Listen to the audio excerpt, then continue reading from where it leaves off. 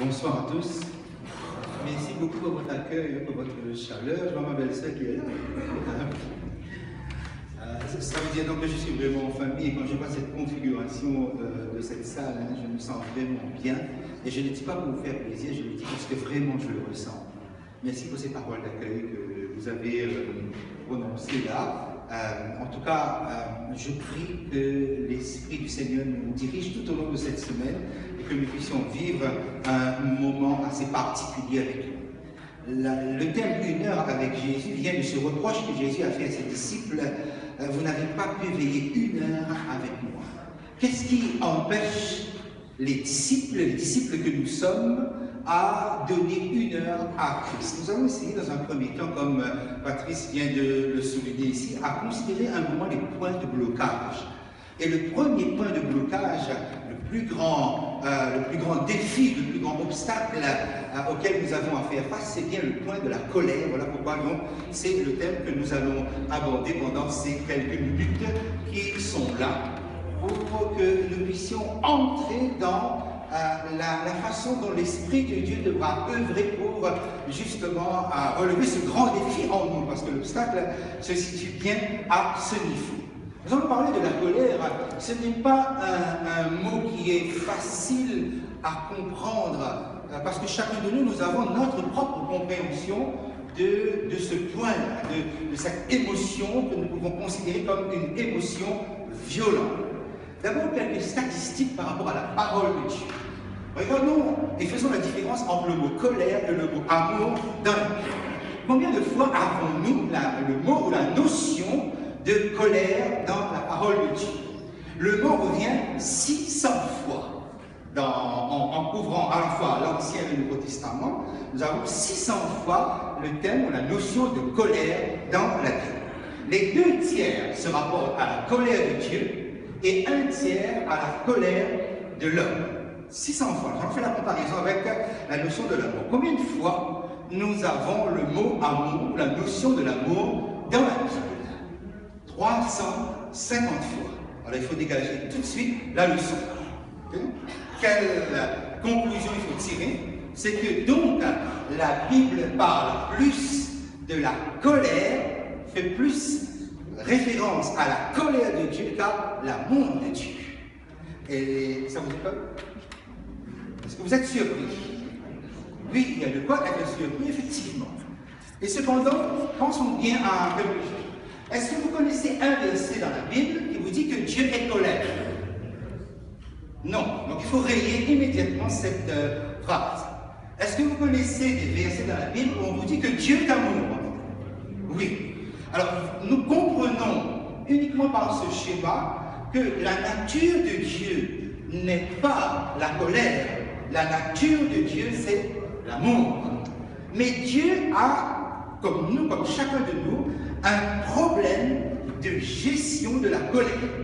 Dit comme ça peut être un peu bizarre, un peu étrange. Mais c'est un langage, comme on dit, un peu anthropomorphique. C'est-à-dire, j'utilise ici un langage de l'homme, comme dit l'apôtre Paul. C'est-à-dire que Dieu doit, lui qui est amour, il doit gérer un point de colère qui est dans sa proximité, dans son environnement. Et c'est le même problème qui se pose pour nous. C'est-à-dire que nous sommes des disciples, nous ressentons, nous vivons cette attraction pour l'Église, pour la parole de Dieu, pour Jésus-Christ, mais nous avons un problème avec la colère. Donc même si nous sommes attirés par l'amour, même si nous parlons de l'amour, nous devons résoudre un problème qui nous envahit, c'est la colère. Le même point se pose pour Dieu. Bien, alors on va essayer de définir malgré tout la notion de ce mot, la colère. L'Ancien Testament contient à peu près une vingtaine de notions, de mots qui s'apparentent à cela. Tandis que le Nouveau Testament est beaucoup plus restreint. Nous allons donc aller vers le Nouveau Testament, puisque donc, nous n'avons pas un laps de temps immense devant nous. En grec, il y a 2 mots. Dans un premier temps, on va définir les choses comme ça. Il y a 2 mots qu'on traduit en français, ou même en anglais, qu'on traduit en français par le mot colère. Le premier mot, c'est le mot orgue. Et le deuxième mot, c'est le mot timos ou tumos. Hein, ça se prononce timos ou tumos. Qu'est-ce que l'orgue? L'orgue, c'est la colère saine. C'est la colère légitime. C'est la colère que Dieu autorise. C'est la colère permise. C'est une saine colère. C'est une bonne colère. Donc ça veut dire que ça existe une bonne colère. Qu'est-ce que le tumos? Le tumos, c'est la colère malsaine. C'est la colère illégitime. C'est la colère incontrôlable. C'est la colère agressive. C'est la colère qui fait des victimes. Donc elle est malsaine. Ça n'a pas sa place chez un chrétien. Ok? Est-ce que vous avez bien compris? Est-ce que c'est clair ce que je viens de poser? C'est oui? Ok. On va faire un petit exercice ensemble pour voir. D'accord? Voilà. Donnez-moi le premier mot qui a donné le mot colère. Quel est le premier mot? Le mot orgue. Quel est le deuxième mot? Tumos. Qu'est-ce que la colère orgue? Allez-y. Oui, la bonne colère, la saine colère, la colère permise par Dieu, la colère légitime, etc. Bien. Quel était le deuxième mot? Tumos. Qu'est-ce que la colère tumos? Malsaine, ensuite. Il fait des victimes, effectivement. Illégitime, incontrôlable, agressive, violent, etc. Ça va? Voilà les deux mots que nous avons ici. Maintenant, il faut comprendre que, on peut remettre le mot ici, les deux mots ici, voilà. On va essayer juste de comprendre que, vous voyez, la colère quand on survole, et là je vous donne très rapidement la pensée biblique sur ce point-là, plus qu'une émotion violente, la colère est avant tout la rupture d'une relation. C'est-à-dire que voilà, quelqu'un n'a pas fait ce que j'attendais. Et du coup, ça déclenche une réaction chez moi. Et la relation n'est plus la même. Donc il y a une rupture de relation, mais il n'y a pas séparation. J'attendais que quelqu'un fasse quelque chose qui était convenu, et la personne est sortie de ce qui est convenu. Ça déclenche une réaction. La réaction est une relation de rupture, mais pas une relation de séparation. Nous le comprenons par exemple lorsque nous considérons un moment ce qui s'est passé dans le jardin d'Éden. Quand Dieu arrive, Dieu est déjà dans le sentiment de colère. Il y a rupture d'une relation, mais il n'y aura pas séparation. Mais écoutez bien, l'attitude, et là nous sommes interpellés, l'attitude que nous devons avoir ne devra jamais être une attitude d'agressivité ou de violence, puisque nous avons mis ici le mot orgue. Mais la colère a toute sa place chez un chrétien, mais dans l'ouverture du dialogue avec l'autre. C'est l'orgue. Autrement dit, lorsque Dieu arrive dans le jardin d'Éden, il aurait dû détruire. Mais il ne détruit pas. Sa colère est détournée et il ouvre le dialogue. C'est comme ça qu'un chrétien résout le problème. C'est ça ce qui est légitime. On est OK là-dessus? Bien. On va quand même prendre la Bible. Est-ce que vous avez amené votre Bible avec vous? Pour ceux qui ne l'ont pas amené, que vous ayez votre Bible au format papier, que vous l'ayez en smartphone ou en tablette, je vous demanderai demain soir, puisque cette semaine, il y a quelque chose aussi que nous pouvons faire, et nous avons l'habitude de lire, moi aussi, je mets des textes en PowerPoint sur l'écran. Mais voilà, cette semaine, nous allons amener notre Bible, quel que soit le format que vous choisirez, d'accord? Mais au mois de septembre, je mettrai les textes sur le tableau promis. Mais voilà, je vous attends demain avec votre Bible. Ce sera la semaine de la Bible.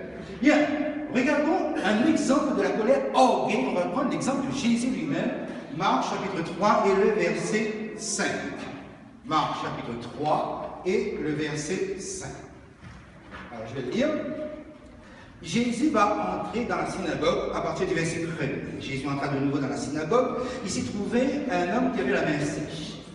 Et là, ils observaient Jésus pour voir s'il le guérirait le jour du sabbat, c'est-à-dire afin de pouvoir l'accuser, dit le texte. Et Jésus dit à l'homme qui avait la main sèche, lève-toi là au milieu. Et puis il leur dit, est-il permis le jour du sabbat de faire le bien ou de faire du mal, de sauver une personne ou de la tuer? mais ils gardirent le silence. Alors, revenons ce regard sur eux avec indignation. Et le mot indignation ici peut être remplacé par le mot colère, parce que c'est le mot orgueil ici. Vous remarquez que Jésus est animé par un sentiment de colère, l'orgueil, colère légitime, et en même temps affligé avec tristesse. Sa colère est accompagnée de tristesse. Affligé de l'endurcissement de leur cœur, et dit à l'homme, étends ta main, elle étendit, et sa main fut guérie.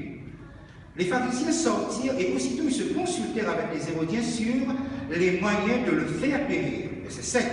Jésus se retira vers la mer avec ses disciples. Une grande multitude le suivit de la Galilée. Remarquez bien l'attitude de Jésus. Lorsque Jésus est en colère, qu'est-ce qu'il fait? Il exprime sa colère, c'est-à-dire il parle, il ouvre le dialogue, il pose la question. Et ensuite, regardez bien, lorsque cela est terminé, verset 7, Jésus se retire de la Galilée, verset 8, de la Judée, de Jérusalem, de l'Idumée, au-delà du Jourdain, les environs de Tyr et de Sidon, une grande multitude, apprenant tout ce qu'il faisait, vint à lui.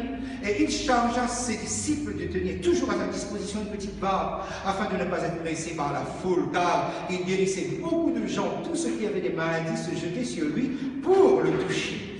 Et vous voyez, toutes ces actions que j'ai lues, j'ai pris le temps de lire, ce sont des actions qui demandent beaucoup d'énergie. Et si Jésus était tombé dans le piège de ressasser, c'est-à-dire de garder ce sentiment de colère en lui, il n'aurait pas pu s'occuper de toutes les personnes qui avaient besoin de son amour, de sa miséricorde, de sa puissance, de son pardon, etc. Et là, vous voyez quel est le problème qui se pose pour nous. Parce que nous, lorsque nous sommes en colère, nous gardons notre colère et nous donnons une suite à nos colères, là où Jésus nous montre le modèle qu'il faut immédiatement exprimer ce que vous avez à dire et coupez-vous de cette colère, passez à autre chose. Pourquoi? Parce qu'il y a des innocents qui ont besoin de vous. Parce qu'il y a des malades qui ont besoin de vous. Parce que vos enfants ont besoin de vous. Parce que vos parents ont besoin de vous. Et bien souvent, nous ratons notre ministère auprès de nos bien-aimés. Pourquoi? Parce que la colère est en train de dominer dans notre cœur et nous paralyse. Parce que nous rentrons chez nous encore avec le remâchage de l'amertume. Vous voyez, le point de blocage se situe bien souvent parce que nous n'arrivons pas à cette rupture avec ce sentiment. Je vais continuer à développer ça, hein, ne vous inquiétez pas, parce qu'il faut que je vous donne suffisamment d'arguments, parce que je dois vous convaincre, il faut que l'Esprit de Dieu parvienne à vous convaincre ce soir sur ce point. Deuxième texte, Matthieu 2, verset 16. Ça, c'est pour le thumos. Rappelez-moi, le thumos, c'est quelle colère? Malsain, violent. Nous sommes ici avec le roi Hérode. Les mages ne sont pas revenus vers Hérode pour lui donner l'information. C'est 16. Regardez la réaction du roi Hérode. Alors Hérode, voyant qu'il avait été joué par les mages, se mit dans une grande colère. Et le mot colère ici, c'est le mot thumos. C'est dans une grande fureur. Certaines traductions ont donné le mot fureur. Et il envoya tuer tous les enfants de 2 ans et au-dessous qui étaient à Bethléem et dans tout son territoire selon la date qui s'était soigneusement enquis auprès des mares. Vous voyez la colère thumos? La colère thumos fait des victimes.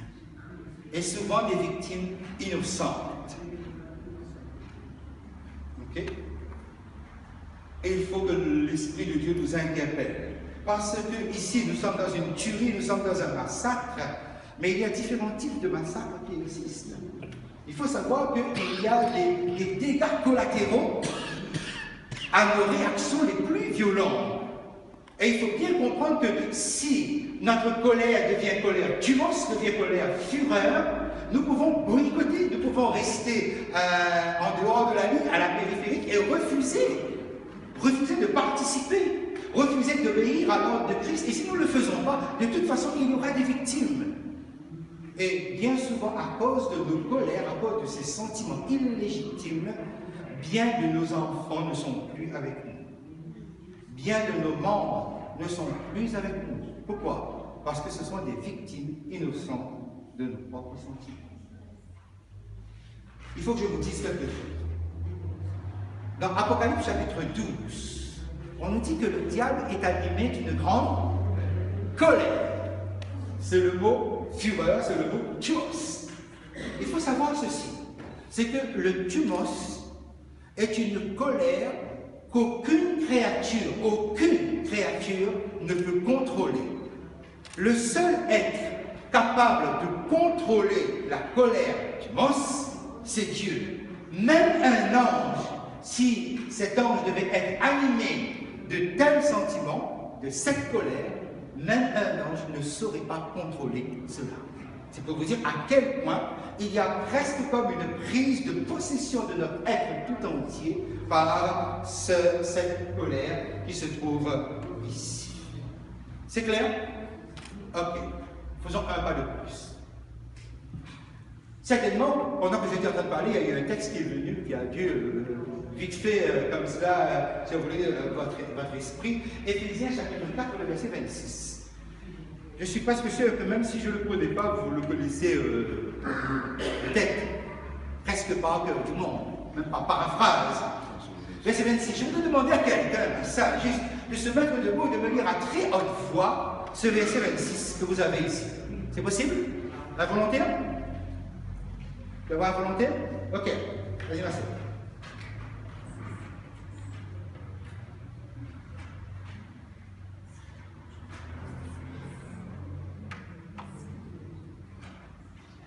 Si vous vous mettez en colère, ne péchez point, que le soleil ne se couche pas sur votre colère.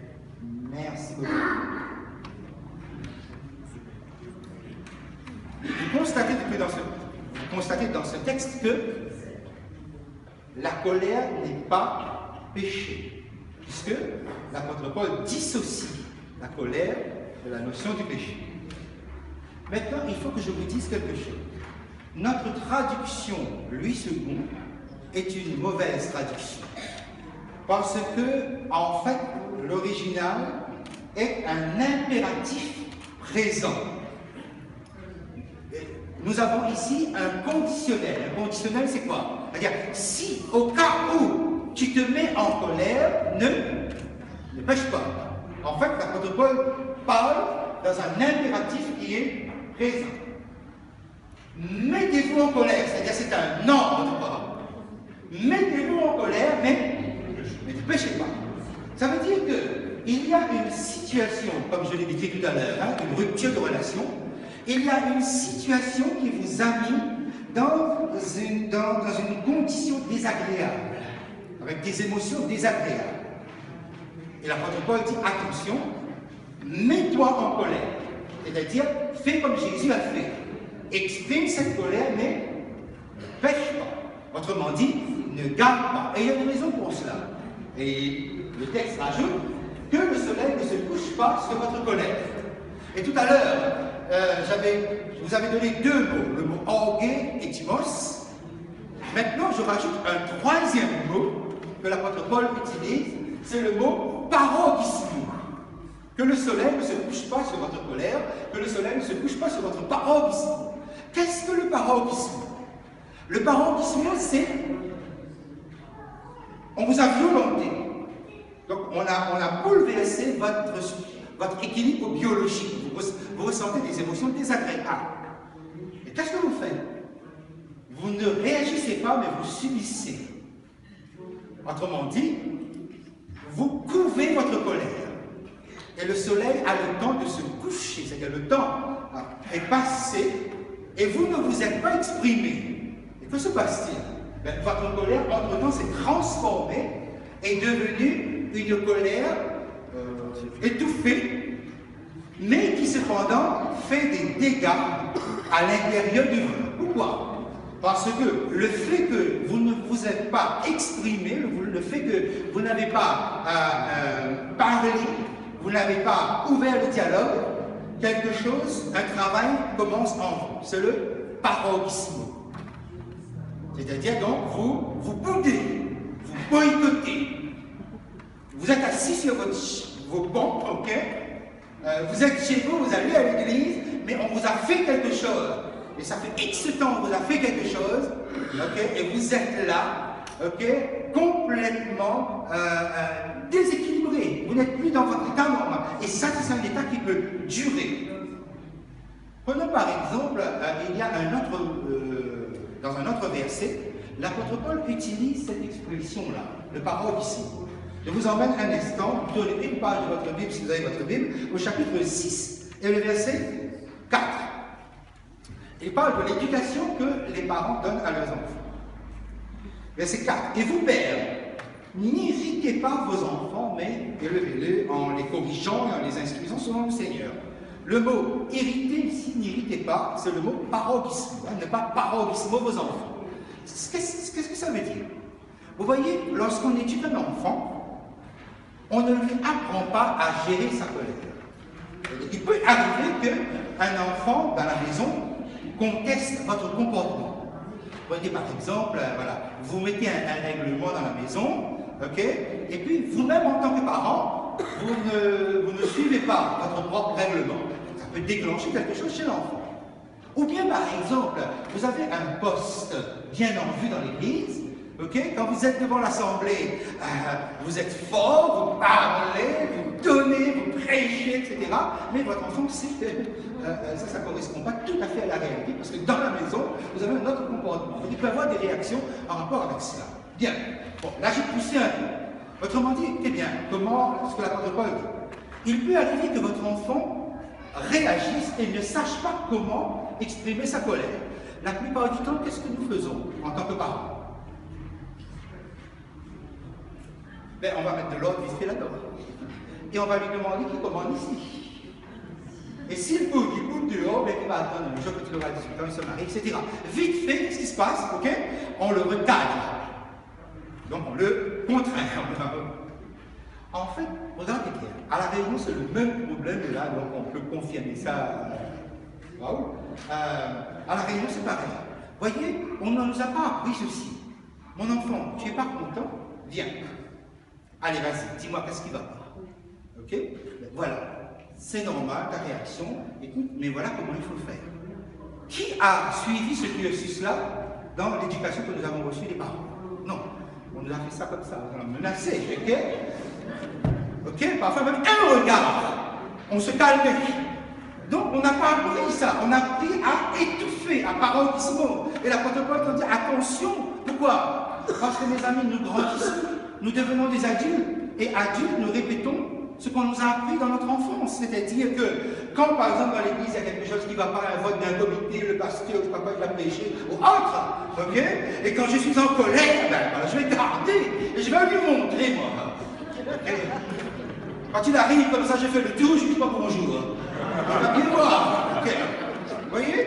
Et c'est exactement, parce qu'au fond, nous avons été conditionnés pour être comme ça. Il faut presque reprendre à la base. Et alors, pour aller un peu plus vite sur mon schéma, avant que demain nous puissions entrer, parce que le pardon effectivement dépend de la façon dont on gère la colère, le vrai pardon, donc bien comprendre que 3 mots pour la colère: l'orgueil, le paroxysmo et le thumos. L'orgueil est la colère légitime. Mais si elle ne s'est pas exprimée, votre orgueil, dans les heures ou les jours qui suivent, se transforme en colère étouffée et qui commence à vous détruire au plus profond, à vous miner au plus profond de nous-mêmes. Et ce paroxysmo peut devenir aboutir à une vraie violence. Et c'est comme ça que nous avons des membres violents, alors que leur cœur est toujours attiré par Jésus-Christ, alors qu'ils aiment l'Église, alors qu'ils aiment Jésus, oui, ils aiment la parole de Dieu, ils aiment tout ça, mais ils sont devenus violents. Et ça, il faut qu'on commence à changer. C'est le point de départ. Et donc, demain soir, nous poursuivons cet aspect-là. Laissez-moi donc terminer ce soir par vous montrer le schéma de Dieu, comment les choses se sont passées. Voilà. Au départ, l'homme et la femme ont péché. Ça déclenche la colère de Dieu. Normalement, c'est une colère pour détruire, c'est-à-dire pour anéantir le rebelle. Donc, Dieu ressent cette colère thumos. Seulement, voilà, il détourne sa colère thumos sur Jésus. Et à la croix, ce n'est pas une rupture de relation. À la croix, c'est une séparation. C'est une violence inouïe. Vous ne pouvez pas imaginer ce que Jésus-Christ a subi sur la croix, ce qu'aucun humain n'a pu ressentir jusqu'à présent. Être séparé de Dieu sans possibilité de retour, sans certitude que je reviendrai vers toi. C'est-à-dire, la violence de Dieu va s'abattre sur Jésus-Christ. La violence qui aurait dû s'abattre sur nous. La colère qui aurait dû s'abattre sur nous. Mais c'est moi qui ai péché. Et puisque la colère de Dieu s'est détournée sur Christ à la croix, vous ne subissez plus cette colère de Dieu, mais vous recevez sa grâce. Ok? Autrement dit, non. Dieu va inventer, c'est un mot, hein, c'est toujours un mot humain. Dieu va mettre en place la colère orguée, c'est-à-dire actuellement, c'est quoi la colère orguée? Littéralement, le mot orguée vient de orgea, qui veut dire qui mûrit pour. Autrement dit, c'est quelque chose qui demande une patience, le temps. Vous voyez, la colère orguée, hein, des parents peuvent être en colère avec leurs enfants. Vous pouvez être en colère dans l'église. Mais la colère orguée est une colère légitime qui vous permet de supporter, d'accepter, de continuer. Tandis que le mot thumos vient de tuo, qui signifie se précipiter, se déchaîner. C'est la respiration violente. Okay? Regardez ce que Dieu a fait.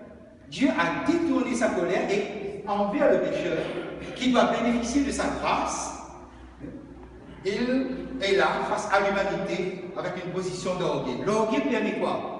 Permet le dialogue et permet de recevoir la grâce. Alors mes amis, voici comment je termine ce soir. Écoutez bien ça. Okay? Si vous êtes en colère contre quelqu'un, une colère qui nécessite, qui vous pousse pratiquement à détruire. Détournez, faites comme Dieu. Détournez votre colère vers Christ. Orientez votre colère vers Christ. De sorte que celui qui vous a offensé, il ne subira pas votre agression, que ce soit en mots ou en gestes ou en quoi que ce soit. Il ne subira pas votre punition, mais il va bénéficier de votre grâce. C'est ce qu'on appelle le pardon. C'est le schéma que Dieu met à notre disposition ce soir pour comprendre comment lui, il a géré sa colère. Et comment vous devez gérer votre colère. Il faut que votre colère, la plus furieuse, soit orientée vers Christ, afin que celui qui vous a offensé, il ne subisse pas. Dites-vous, chaque fois que vous faites payer à votre offenseur la peine qu'il vous a fait, vous déplaisez à Dieu. Vous sortez du cadre de la grâce, parce que vous êtes détenteur aussi d'une grâce. Donc, vous êtes détenteur d'un pouvoir. Vous pouvez améliorer la vie de quelqu'un, comme vous pouvez pourrir la vie de quelqu'un. Mais ce soir, j'ai décidé d'épanouir la vie des autres, même ceux qui m'ont offensé. Et demain soir, ce sera la suite, justement, de notre réflexion. Je voudrais vous poser une question. Est-ce que ce genre de thème vous intéresse? Vous aimez ce genre de thème? Ce genre d'études? Oui? Tout le monde? Ok. Il est possible qu'il y ait des personnes qui ne sont pas avec nous et qui aiment ce genre de thème. Je peux vous faire une proposition. Ce soir, quand vous arrivez, téléphonez à 3 personnes. Okay? Et priez que, au moins sur ces 3 personnes, il y a une personne qui nous rejoigne demain soir. On peut faire ça? Est-ce qu'on peut conclure ce deal ensemble? Téléphonez à 3 personnes et priez que sur ces 3 personnes, vous avez au moins une personne qui vient. Que cette personne soit des nôtres, ou que cette personne soit des amis, des voisins ou quoi, ces personnes seront les bienvenues. Pourquoi? Parce que le Seigneur a quelque chose à leur dire demain soir. Ok? On peut conclure là-dessus? Que Dieu vous bénisse, mes amis, et je vous retrouve demain soir avec quoi? La Bible. Ok. Gloire soit rendue à Dieu pour ce moment. Amen.